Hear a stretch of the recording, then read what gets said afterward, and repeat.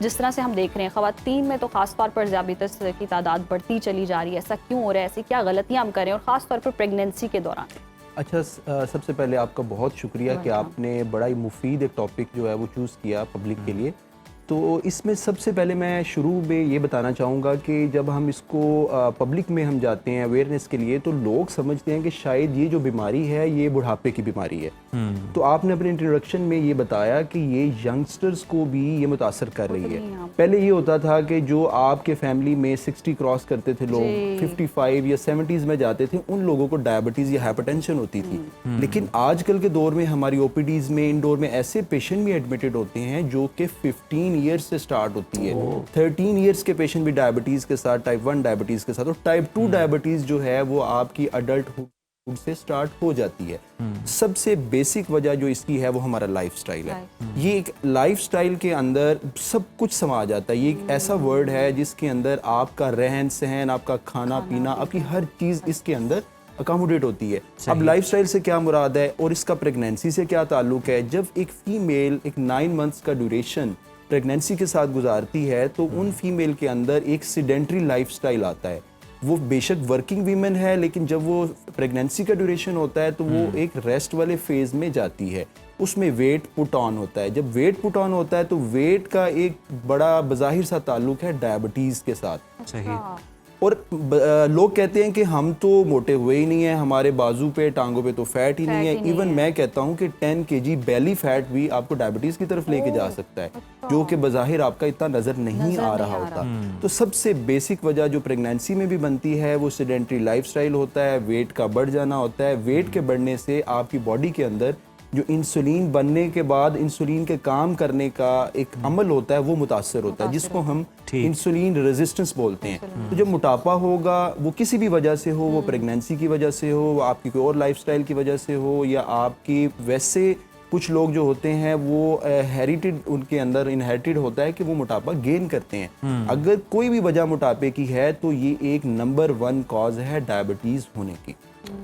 अच्छा, जो रिपोर्ट की अगर हम बात करें तो उसमें बड़ी चौंका देने वाली बात ये भी सामने आई कि हमल के दौरान होने वाली जो शुगर है ये बच्चे की पैदाइश के बाद मुस्तकिल टाइप 2 ज़ियाबितस में कन्वर्ट हो रही है। माएँ अपनी देखभाल जो है वो छोड़ रही हैं। हमारे माशरे में बच्चे की पैदाइश का मामला अगर हम देखें तो पहले 6 महीने में खातून के जिस्म में क्या तब्दीलियाँ ऐसी रूनुमा होती हैं कि शुगर जो है वो फिर मुस्तकिल जड़ पकड़ लेती है?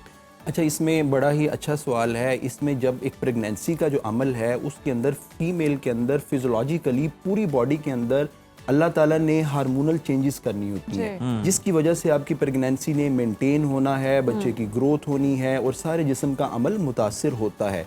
उसके अंदर नॉर्मली आपकी बॉडी के अंदर वेट गेन होता है, बॉडी का फ्लूइड बढ़ता है, बॉडी की रिक्वायरमेंट बढ़ती है, एनर्जी की रिक्वायरमेंट बढ़ती है। उसके लिए आपकी इंसुलिन प्रोडक्शन भी ज़्यादा होती है। जब इंसुलिन प्रोडक्शन ज़्यादा होगी लेकिन आपका साथ मोटापा होगा, मोटापे की वजह से वो इंसुलिन काम नहीं कर पाएगी, जिसकी वजह से आप रेजिस्टेंस की तरफ जाएंगे।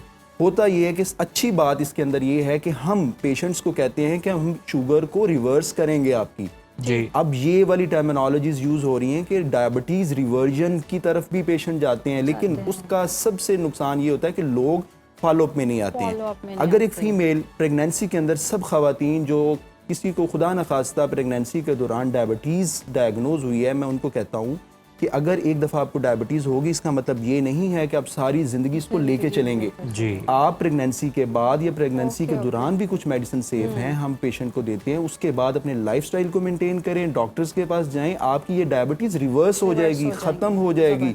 आपको सारी ज़िंदगी इस डायबिटीज़ के साथ नहीं रहना पड़ेगा। लेकिन अगर वो उसी लाइफस्टाइल में उसको अपना अलमिया समझ के कि मुझे तो अब हो गई, डॉक्टर के साथ ही जीना है, इसके साथ जीना है, तो फिर ऑब्वियसली जब बीमारी है वो बढ़ेगी, वक्तन फवक्तन वो चीज़ें बढ़ेंगी। अगर वो उस पर कंट्रोल नहीं करेंगी तो वो परमानेंट उसकी बॉडी में ऐसी चेंजिंग्स आएंगी तो वो फिर रिवर्स नहीं हो पाती। अच्छा डॉक्टर साहब, कुछ ऐसी भी हमल के दौरान खवातीन को for a time being like उनको शुगर होती है और उसके बाद वो ख़त्म हो जाती है, फिर वो एहतियात नहीं करती, कितने चांसेस होते हैं कि मुस्तकिल तौर पर उनमें ये हो जाता है कि अब ऐसे एलिमेंट मौजूद हैं कि फ्यूचर में उनको शुगर होगी? देखें, जिसको डायबिटीज़ प्रेगनेंसी के दौरान हुई है, इट मीन्स उसके अंदर इनहेरिटेड टेंडेंसी तो है डायबिटीज़ को गेन करने की।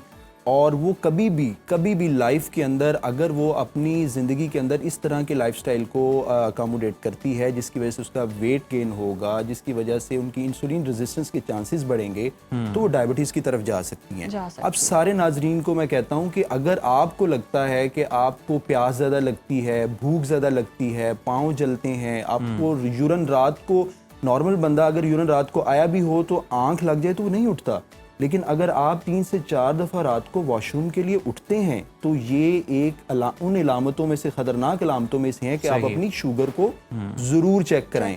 HbA1c एक टेस्ट है, उसको आप ज़रूर किसी डॉक्टर के मशवरे से, अगर आप खुद करवा लेते हैं तो उसको करवाने के बाद डॉक्टर से रुजू ज़रूर करें कि ये मेरे टेस्ट किस लिमिट में है। और सबसे अच्छी बात ये है कि ये HbA1c टेस्ट है, ये आपको पिछले 3 मंथ्स का रिकॉर्ड देता है, not at the time being. उसमें अगर आपको ये भी पता चलेगा मैं प्री डायबिटिक हूँ, मैं डायबिटीज़ की वाली लाइन में आ गया हूँ या मुझे डायबिटीज़ नहीं है। अगर आप प्री डायबिटिक हैं तो आप वार्निंग साइंस हैं, आप उनको फिर प्रिकॉशंस की तरफ जाते हैं और चीज़ें रिवर्स हो जाती हैं। बिल्कुल तो सही। सब कुछ सोसाइटी में मौजूद है, डॉक्टर्स हैं, सब है, लेकिन सबसे गुजारिश ये है कि अपने मुआलिज के पास कम अज़ कम 3 मंथ्स एक दफ़ा ज़रूर जाएँ। अच्छा डॉक्टर साहब, मोटापे के हवाले से बात की जाती है कि ये कॉज करता है कि बहुत ज़्यादा आप आगे चल के शुगर के टाइप 2 का भी शिकार हो सकते हैं। तो अगर किसी खातून का हम देख लें वज़न सिर्फ 5 से 10% कम हो जाए तो शुगर के ख़तरे में कितनी कमी आ सकती है?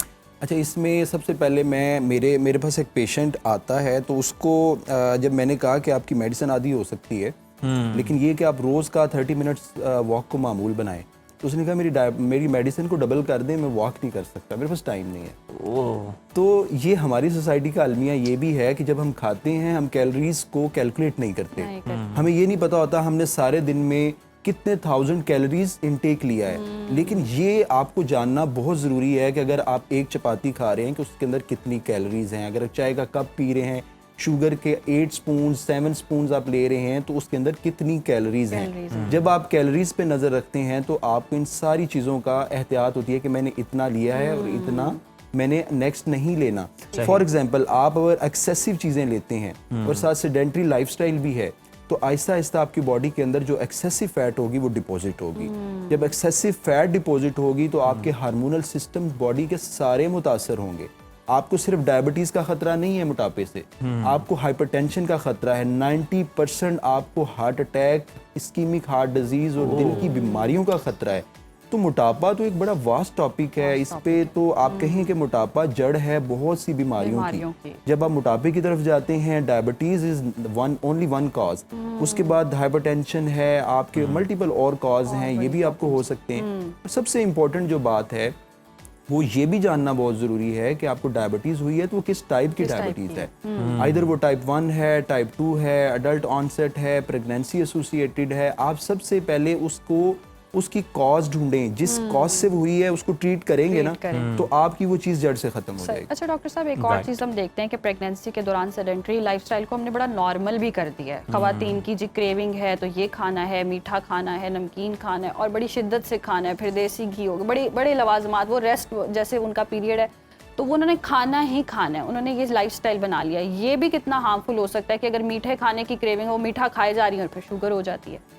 अच्छा, इसमें ना आप अभी भी हमारे देही इलाकों में जाएं और ख़वातीन जो हैं वो इवन 4-5 मंथ की प्रेगनेंसी के साथ गंदम की फसलें काट रही होती हैं।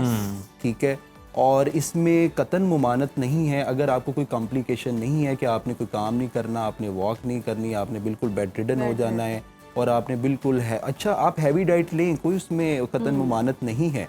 लेकिन अगर आप उस तरह की डाइट ले रहे हैं तो उसको डाइजेस्ट करने के लिए, उन कैलोरीज को बर्न करने के लिए थोड़ी वॉक ज़रूरी है और ये सब चीज़ें एक दूसरे के साथ चलती हैं। लेकिन पाकिस्तान के अंदर जो हमारी बिल्कुल मॉडर्न सोसाइटी है उसके अंदर ये अलमिया है कि वो लोग ये सोचते हैं कि शायद ये 9 मंथ्स जो हैं ये बिल्कुल बेड रिडन गुजारने हैं और इसमें आपने बस खाना है, लेटना है, खाना है, लेटना है। इस एक विशियस साइकिल को तोड़े खुदारा।